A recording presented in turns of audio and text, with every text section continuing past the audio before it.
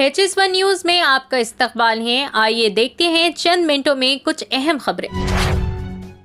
اتراکھنڈ کے اترکاشی ضلع میں 12 نومبر کی صبح سے زیر تعمیر سلکیار سرنگ میں پھنسے 41 مزدوروں کو منگل کو تقریباً 17 دنوں کے بعد بحفاظت نکال لیا گیا۔ ریسکیو ٹیم کے رکن ہرپال سنگھ نے بتایا کہ شام 7:05 پر پہلا بریک تھرو ملا تھا۔ پائپ پشنگ کا کام ملبے کے آر پار ہونے کے بعد مزدوروں کو بحفاظت باہر نکالنے کی تیاری شروع ہوئی۔ پھنسے مزدوروں کو نکالنے کا کام بین الاقوامی، قومی اور علاقائی تنظیموں کے اراکین کے تعاون سے جاری ہے۔ کولکتہ میں بی جے پی کی ریلی سے خطاب کرتے ہوئے مرکزی وزیر داخلہ امت شاہ نے مغربی بنگال کے چیف منسٹر ممتا بنرجی کو سخت تنقید کا نشانہ بنایا۔ انہوں نے کہا کہ ممتا بنرجی کا وقت ختم ہو گیا ہے۔ بی جے پی 2026 کے انتخابات میں مغربی بنگال میں اقتدار میں آئے گی۔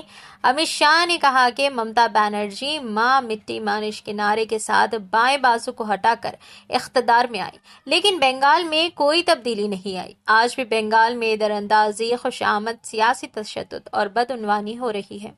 کمیونسٹوں اور ممتا بنرجی نے مل کر بنگال کو برباد کر دیا ہے۔ امت شاہ نے لوگوں سے اپیل کی کہ اگر وہ 2026 میں بی جے پی حکومت بنانا چاہتے ہیں تو 2024 کے لوک سبھا انتخابات میں اس کی بنیاد رکھیں اور مودی جی کو ملک کا وزیر اعظم بنائیں۔ وزیر داخلہ امت شاہ نے چہارشنبے کے روز سخت الفاظ میں کہا کہ مرکزی حکومت شہریت ترمیمی قانون CAA کو نافذ کرے گی اور اسے کوئی نہیں روک سکتا۔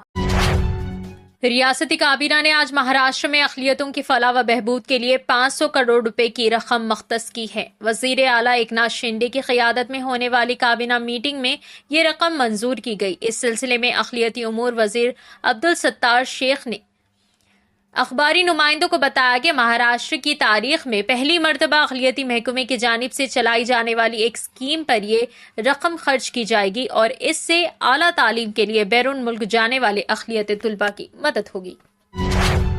سری نگر کے نیشنل انسٹی ٹیوٹ آف ٹیکنالوجی میں کشمیر سے باہر کے ایک طالب علم کی طرف سے پیغمبر اسلام کے بارے میں مبینہ سوشل میڈیا پوسٹ پر احتجاج دیکھنے کے ایک دن بعد چہارشنبے کو احتجاج دوسرے کالجوں میں بھی پھیل گیا۔ اس دوران احتجاج کو بڑھنے سے روکنے کے لیے NIT کو تمام تعلیمی سرگرمیوں کے لیے بند کر دیا گیا ہے اور پولیس اور نیم فوجی اہلکاروں کو احاطے میں تعینات کیا گیا ہے۔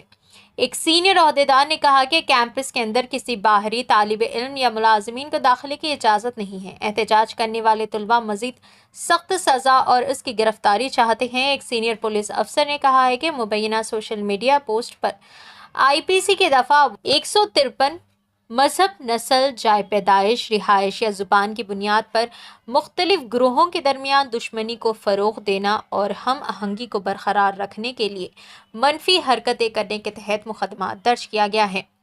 295 کسی بھی طبقے کے افراد کے مذہب کی توہین کی نیت سے کسی بھی عبادت گاہ یا کسی مقدس چیز کو تباہ کرنا، ناپاک کرنے کے تحت مقدمہ درج کیا گیا ہے۔ راجستھان میں 25 نومبر کو ہونے والے اسمبلی عام انتخابات کے ووٹوں کی گنتی 3 دسمبر کو 199 اسمبلی حلقوں کے 36 مراکز پر ہوگی۔ ریاست کے chief electoral officer Praveen Gupta نے کہا کہ 3 دسمبر کو پوسٹل بیلٹ اور EVM کے ذریعے ووٹوں کی گنتی صبح 8:30 بجے سے تمام مراکز پر شروع ہوگی۔ انہوں نے کہا کہ ووٹوں کی گنتی جے پور، جودھ پور اور ناگور میں 2 مراکز اور 30 انتخابی اضلاع میں 1 مرکز پر کی جائے گی۔ رقم کی تقسیم کرتے ہوئے رنگے ہاتھوں پکڑے جانے کے الزام میں ایک محکمہ آبکاری کے سرکل انسپکٹر کے خلاف کارروائی کی گئی ہے۔ حکام کے مطابق انسپکٹر انجیت راؤ کو معطل کرنے کا حکم جاری کیا گیا ہے، جو ایک کار میں رقم منتقل کرتے ہوئے پائے گئے تھے۔ میڈچل ملکاجگیری ضلع کے میڈیپلی منڈل چنگیچلہ میں کار میں نقدی کی منتقلی کو کانگریس کے لیڈروں نے روک دیا تھا اور کار کا تعاقب کرتے ہوئے انسپکٹر کو پکڑ لیا تھا۔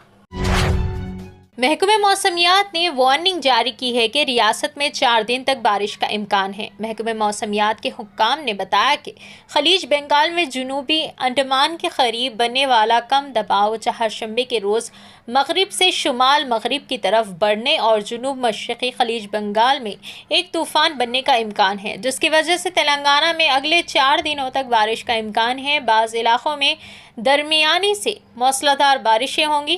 خاص طور پر بھدردری، کوتھاگوڈم، کھمم، نلگنڈا، سرسلہ، جنگاؤں، پیداپلی اور جگتیال ضلع میں بارشیں ہوں گی. فی الحال کے لیے اس خبر نامے میں بس اتنا ہی. دیکھنے کے لیے شکریہ.